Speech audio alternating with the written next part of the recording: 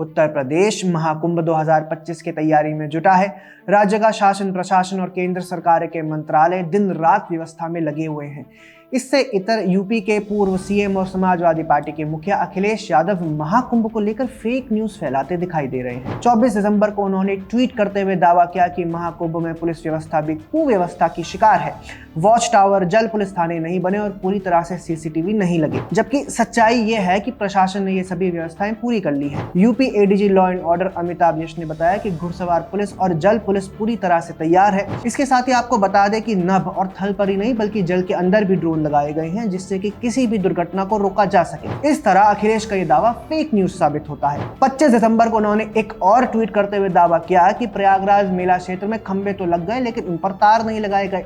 थोड़ी ही देर में उनका ये दावा भी फेक न्यूज निकला। दरअसल पहले खंबे लगाए जाते हैं और उसके बाद उन पर तार, लेकिन अखिलेश ने सिर्फ वही वीडियो पोस्ट किया जिसमें बिना तार वाले खंबे दिखाई दे रहे थे, जबकि दूसरी तरफ ऐसे खंबे भी थे जिन पर तार लगाए जा चुके थे या लगाए जा रहे थे।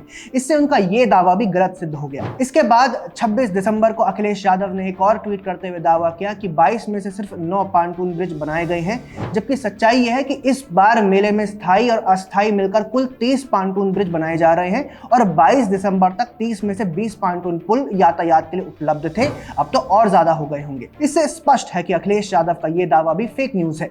अब सवाल यह है कि आखिरकार अखिलेश यादव पवित्र महाकुंभ को लेकर फेक न्यूज क्यों फैला रहे हैं तथा कथित पीडीए पत्रकार की रिपोर्ट के नाम पर महाकुंभ की तैयारियों का ऐसा मजाक क्यों बना रहे हैं। सनातन के सबसे बड़े आयोजन के प्रति उनका ऐसा व्यवहार दिखाता है कि कुंभ के प्रति उनकी क्या आभावना है, क्या आस्था है। शायद उनकी इसी भावना के कारण 2013 का महाकुंभ अव्यवस्थाओं का कुंभ के तौर पर इतिहास में दर्ज है। साल 2013 में अखिलेश यादव मुख्यमंत्री थे।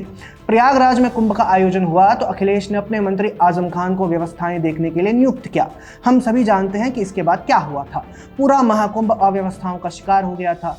कुव्यवस्थाओं से क्या क्या हुआ था, आइए एक बार आपको फिर याद दिला देते हैं। 25 जनवरी 2013 को महाकुंभ क्षेत्र के सेक्टर 11 में गैस सिलेंडर के रिसाव से लगी आग में 5 लोगों की मौत हो गई थी। 13 श्रद्धालु बुरी तरह झुलस गए थे। इसके 5 दिन बाद ही 30 जनवरी को सेक्टर 2 में आग से 3 दुकानें खाक हो गई। वसंत पंचमी से एक दिन पहले 14 फरवरी को सेक्टर 9 में जो विश्वेश्वरानंद का शिविर लगा था वहां आग लग गई थी। 1 श्रद्धालु की मौत हुई थी और 10 टेंट जलकर खाक हो गए थे। इसके साथ ही जब वसंत पंचमी के बाद बारिश हुई तो पूरे मेले की सूरत ही बिगड़ गई थी। मौसम विभाग ने एक सप्ताह पहले बारिश का अलर्ट दिया था, फिर भी कोई बंदोबस्त नहीं किए गए थे। 2 दिन तक तेज बारिश हुई थी। पूरा मेला क्षेत्र में हर तरफ पानी ही पानी था। सड़कें दलदल बन गई थी।